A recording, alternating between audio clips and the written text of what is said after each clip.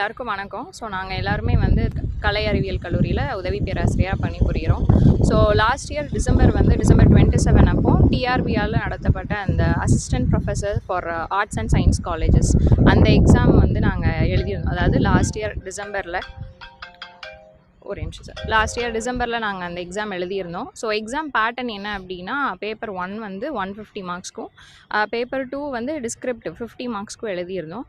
So paper 1ல் வந்து 150 மார்க்ஸ்க்கு எழுதினவங்க paper 2ல் வந்து ரொம்ப கம்மியான மார்க் வாங்கியிருக்கிற மாதிரியான ரிசல்ட்ஸ் வந்து இப்போது லாஸ்ட் தேர்ஸ்டே பப்ளிஷ் ஆயிருந்துச்சு. ஸோ எக்ஸாம் நடந்தது வந்து டிசம்பர் 27 அண்ட் ரிசல்ட் வந்து போன தேர்ஸ்டே அதாவது ஜூன் 25 பப்ளிஷ் பண்ணியிருந்தாங்க. இந்த ரிசல்ட் வந்து ரொம்பவே ஷாக்கிங்காக இருந்துச்சு. அதுக்கு காரணம் என்னென்னா, இப்போ நான் சொன்ன மாதிரி பேப்பர் 1ல் வந்து இப்போ ஒருத்தங்க 100க்கு மேலே வாங்கியிருக்காங்கன்னா, பேப்பர் 2ல் 50 மார்க்ஸ் கொஸ்டினில் அவங்களுக்கு வெறும் 4 mark 5 mark and 7 mark 0 marks அந்த மாதிரிலாம் போட்டிருக்காங்க. ஸோ இந்த மாதிரியான ஒரு மிஸ்மேட்ச், அதாவது எம்சிக்யூவில் 100 மேலே 70க்கு மேலே வாங்கியிருக்கிறவங்க, ஈவன் 75 அபோவ் வாங்கியிருக்கிறவங்களுக்கு டிஸ்கிரிப்டிவில் வந்து 50 மார்க்குக்கு பிலோ 10 நிறைய பேருக்கு போட்டிருக்காங்க. ஸோ இதனால் என்ன ஆகுது அப்படின்னா, குவாலிஃபைடு அப்படின்றத தாண்டி நிறைய பேருக்கு ரேங்கிங் வந்து ரொம்ப அடி வாங்குது. இப்போ என்ன எடுத்துக்கிட்டிங்கன்னா, என்னோடய கேட்டகரிக்கு நான் 80 மார்க்ஸ் வாங்கணும். இப்போ நான் ஃபஸ்ட் பேப்பரில் எனக்கு 75 போட்டிருக்காங்க. ஆனால் செகண்ட் பேப்பரில், அதாவது இந்த டிஸ்கிரிப்டிவ் பேப்பரில் 50 மார்க்குக்கு வெறும் 4 மார்க் மட்டும்தான் போட்டிருக்காங்க. ஸோ இதனால் 80 மார்க்ஸ் வாங்க வேண்டியனா இப்போ 1 மார்க்கில் நாட் குவாலிஃபைடு அப்படின்ற மாதிரி எனக்கு வந்துச்சு. அண்ட் நான் கிட்டத்தட்ட 30 மார்க்குக்கு மேலே வரும் அப்படின்னு நான் ரொம்ப கான்ஃபிடென்ட்டாகவும் இருந்தேன். அண்ட் நாங்கள் 300 வேர்ட்ஸ்க்கு எழுதியிருக்கோம் அப்படின்னா அதை வேல்யூ பண்ணவங்க அட்லீஸ்ட் ஒரு 20 அபோவாக தான் அவங்க போட்டிருக்கணும். ஆனால் கொஞ்சம் கூட ஃபேரே இல்லாமல் ரொம்ப அன்ஃபேராக அவங்க அந்த டிஸ்கிரிப்டிவில் நிறைய பேருக்கு பிலோ 10 அப்படின்ற மாதிரி மார்க்ஸ் தான் கொடுத்துருக்காங்க. ஸோ அதனால் இந்த எக்ஸாமை கண்டிப்பாக கேன்சல் பண்ணணும் அப்படின்றது தான் எங்களோட ஃபஸ்ட்டு முக்கியமான கோரிக்கை. காரணம் என்னென்னா, இப்போ நாங்கள் ரீவேல்யூவேஷன் போட்டாலுமே இதே மாதிரி தான் அவங்க மறுபடியும் பண்ணுவாங்க அப்படின்ற சந்தேகம் தான் எங்களுக்கு டிஆர்பி மேலே எழுது. ஏன்னா இந்த எக்ஸாம் போன வருஷம் டிசம்பரில் நடந்துச்சு. ரிசல்ட் பப்ளிஷ் ஆனது இந்த மாதம், ஜூன் 25, கிட்டத்தட்ட 6 மாதம் டைம் கேப்லேயே இந்த ரிசல்ட்ஸில் இவ்வளோ குளறுபடி அப்படிங்கும்போது மறுபடியும் ரீவேல்யூவேஷன் ஒன்று போட்டு அதுலேயும் டிஸ்கிரிப்ஷனில் மறுபடியும் இதே மாதிரி தப்பு அவங்க பண்ண மாட்டாங்கன்றதுல என்ன நிச்சயம் அப்படின்றது ஒரு சந்தேகமாக இருக்குது. அண்ட் இன்னொன்று, நாங்கள் ஏன் இந்த எக்ஸாமை கேன்சல் பண்ணணும்னு சொல்கிறோன்னா, இதுக்கு முன்னாடி டிஆர்பியால் கண்டக்ட் பண்ணப்பட்ட செட்டாக இருக்கட்டும், இல்லை நேஷ்னல் லெவலில் கண்டக்ட் பண்ணுற நெட்டு கூட வெறும் எம்சிக்யூ மட்டும்தான் இருக்குது. ஸோ அது வந்து உங்களுக்கு வேல்யூ பண்ணுறதுக்குன்னு ஒரு ரூப்ரிக் இருக்கும். ஆனால் டிஸ்கிரிப்டிவை என்ன க்ரைட்டீரியாவில் இவங்க வேல்யூ பண்ணுறாங்க அண்ட் இதை வேல்யூ பண்ணுறவங்க யார்? ஸோ இந்த எக்ஸாம் பார்த்தீங்கன்னா கிட்டத்தட்ட ஒரு 42,000 பேர் இந்த எக்ஸாம் எழுதியிருக்காங்க. இந்த 42,000 மேனுஸ்கிரிப்ட்ஸையும் கரெக்ட் பண்ணது 2 பேர் அப்படின்னு சொல்லி டிஆர்பியோட ஹெட் சொல்லியிருக்காங்க. ஸோ இது எந்த வகையில் நியாயமாக இருக்கும்? 42,000 மேனுஸ்கிரிப்ட்ஸை கரெக்ட் பண்ணுற அளவுக்கு உங்களுக்கு மேன் பவர் இருந்துச்சுன்னா நீங்கள் அந்த மாதிரியான ஒரு எக்ஸாம் வைக்கலாம். ஸோ இப்போ 2 பேர் தான் இதை எவாலுவேட் பண்ணியிருக்காங்க அப்படின்னு டிஆர்பி ஹெட் சொல்லும்போது இதுவே ஒரு பெரிய டவுட் எங்களுக்கு ரைஸ் பண்ணுது. அது எப்படி அவங்க 2 பேர் சப்ஜெக்ட் எக்ஸ்பர்ட்டா இல்லை ப்ரொஃபஸர்ஸா? அண்ட் டிஆர்பி அப்படின்றது ஒரு ஸ்கூல் எஜுகேஷன் மினிஸ்ட்ரி கீழே வரக்கூடிய ஒரு அட்டானமஸ் பாடி. அப்போ இவங்க இந்த ப்ரொஃபஸர்ஷிப் ரெக்ரூட்மெண்ட்டில் திருத்துறவங்களை என்ன மாதிரி அலோகேட் பண்ணியிருப்பாங்க? இந்த மாதிரி நிறைய கேள்விகள் எங்களுக்கு எழுறதுனால எங்களுக்கு தெரிஞ்சு இந்த எக்ஸாமை கேன்சல் பண்ணணும். ஸோ சில பேர் நினைக்கலாம், நாங்கள் வந்து குவாலிஃபை ஆகாதவங்க அதனால் கேன்சல் பண்ணுறோம் அப்படின்லாம் கிடையாது. இவங்க நிறைய ஸ்டாஃப் இதில் குவாலிஃபைடும் ஆகியிருக்காங்க. இவங்களுக்கெலாம் இப்போ என்ன பிரச்சனை? ரேங்கிங். இப்போ எனக்குமே டிஸ்கிரிப்டிவில் 4 மார்க் போட்ட இடத்துல ஒரு 35 மார்க் போட்டிருந்தாங்கன்னா நான் ரேங்கிங்லேயே முன்னாடி வந்திருப்பேன். ஸோ ஜஸ்ட் எனக்கு 4 மார்க்ஸ் போட்டது ரொம்ப அன்ஃபேராக பட்டுச்சு. And I don't deserve that 4 marks. எனக்கு கண்டிப்பாக தெரியும் நான் 30 மார்க்ஸ் மேலே வாங்குவேன் அப்படின்ட்டு. ஸோ அதனால் இந்த எக்ஸாமை கேன்சல் பண்ணணும் அப்படின்றது தான் நாங்கள் கவர்மெண்ட்டுக்கு வைக்கக்கூடிய ஒரு ஃபர்ஸ்ட் ரெக்வெஸ்ட். அண்ட் தென் இன்னொரு சந்தேகம் என்னென்னா, இப்போ இந்த டிஸ்கிரிப்டிவ் பேப்பர் நாங்கள் 50 மார்க்குக்கு எழுதியிருக்கோம். இப்போ நாங்கள் இங்கிலீஷ் டிபார்ட்மெண்ட், நாங்கள் இங்கிலீஷில் எழுதினதை வேல்யூ பண்ணது இங்கிலீஷ் ப்ரொஃபஸர்ஸ் தானா? அது ஒரு டவுட். இப்போ இவங்கெல்லாம் தமிழ் டிபார்ட்மெண்ட், இவங்க தமிழில் எழுதியிருக்கிறத வேல்யூ பண்ணதும் தமிழ் ப்ரொஃபஸர்ஸ் தானா? சப்ஜெக்ட் எக்ஸ்பர்ட்ஸ் தானா? அண்ட் இப்போ நான் உதாரணத்துக்கு இந்தியன் கான்ஸ்டியூஷன் பற்றி ஒருத்தங்க எழுதியிருக்காங்கன்னா அதை வேல்யூ பண்ணது அந்த சப்ஜெக்ட் எக்ஸ்பர்ட் தானா? என்வாயர்மெண்ட் பற்றி ஒருத்தங்கன்னா அது வேல்யூ பண்ணது அந்த சப்ஜெக்ட் தானா? ஸோ டிஸ்கிரிப்டிவ் அப்படின்னு வரும்போது இதில் நிறைய குளறுபடிகள் இருக்குது. அண்ட் அதனால் பேப்பர் 1ல் குளறுபடி இல்லைன்னு சொல்ல முடியாது. ஏன்னா Jan 5 இவங்க ஆன்சர் கீயை வெளியிட்டாங்க.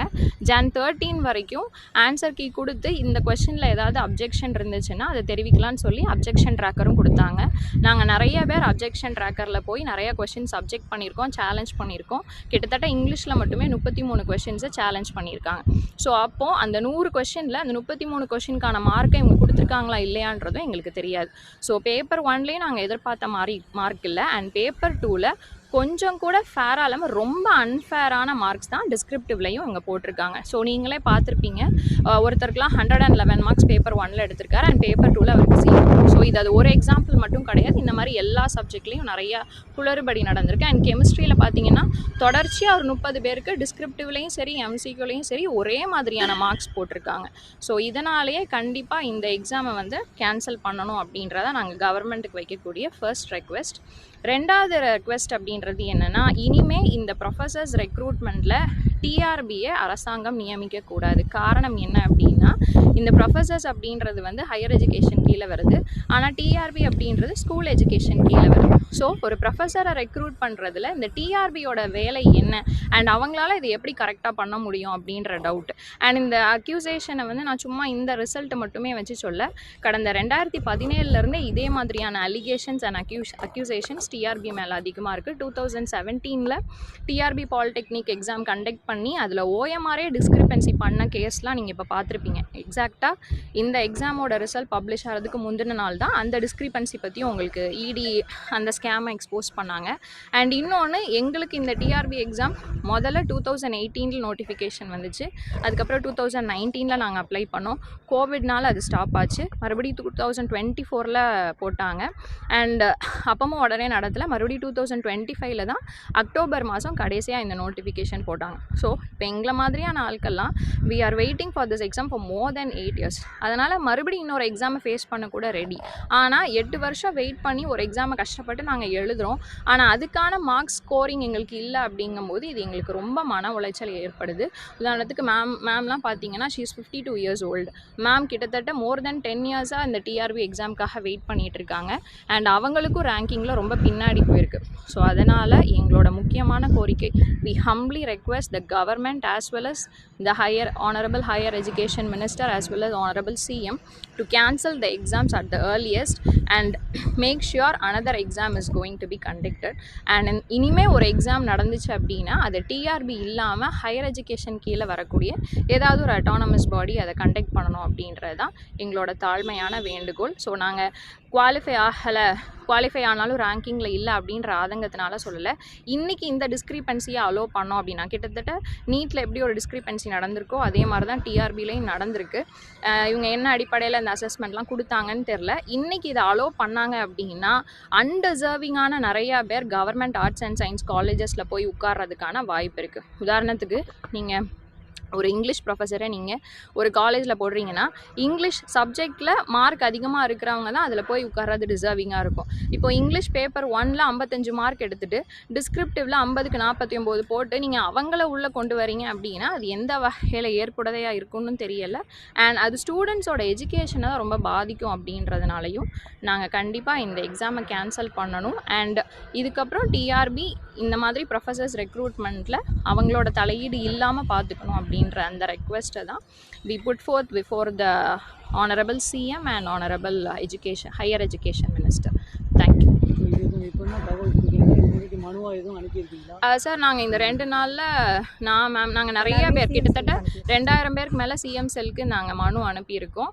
அண்ட் ஒரு சில சேனல்ஸில் ஒரு சில பேர்கிட்ட நாங்கள் இதை பற்றி பேசவும் செஞ்சோம். அண்ட் அவங்க எல்லாருமே சொன்னது சிஎம் செல்லில் ரைஸ் பண்ணுங்க அப்படின்ற மாதிரி சொல்லியிருக்காங்க.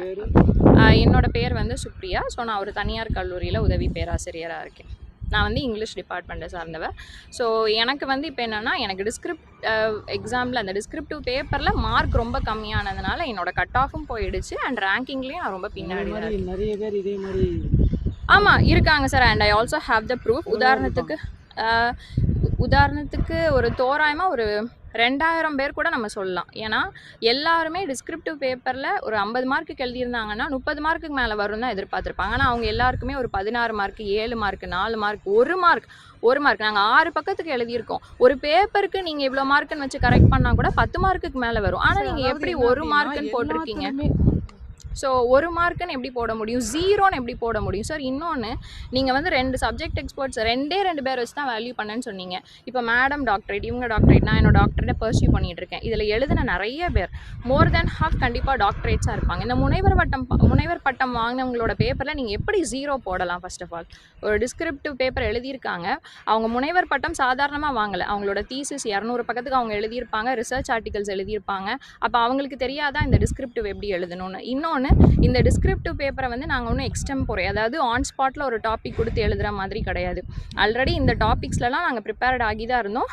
In fact with data. இப்போ நாங்கள் ஒரு இந்தியன் கான்ஸ்டியூஷன் பற்றி எழுதுனா இந்தியன் கான்ஸ்டியூஷன் எப்படி ஃபார்ம் ஆச்சு, ஏது ஃபார்ம் ஆச்சு, அண்ட் ஈவன் கரண்ட் அஃபேர்ஸில் அந்த கவர்மெண்ட் கொண்டு வந்த ஸ்கீம்ஸ் பற்றி எழுதும்போது கூட இந்த கவர்மெண்ட்னால, இந்த ஸ்கீம்ஸ்னால எவ்வளோ பேர் பெனிஃபிட் ஆயிருக்காங்கன்ற அந்த டேட்டா உட்பட நாங்கள் எல்லாத்தையுமே, ஜிடிபி எப்படி இன்க்ரீஸ் ஆயிருக்கு, இந்த மாதிரி முக்கியமான ஸ்டாட்டிஸ்டிக்ஸ் அண்ட் டேட்டாவெல்லாம் உள்ளே கொடுத்து தான் நாங்கள் அந்த எஸ்ஏ எழுதியிருக்கோம். அப்போ எங்களுக்கு தெரியாத நாங்கள் எங்கள் எஸ்ஏல எவ்வளோ மார்க் வாங்குவோம் அப்படின்னு சொல்லிட்டு. ஸோ அவ்வளோ கான்ஃபிடென்ட்டாக இருக்க போய் தான் இன்றைக்கி உங்கள் முன்னாடி இப்படி ஒரு டிஸ்கிரிப்பன்சி நடந்திருக்கு அப்படின்றதையே நாங்கள் கொண்டுட்டு வரோம்.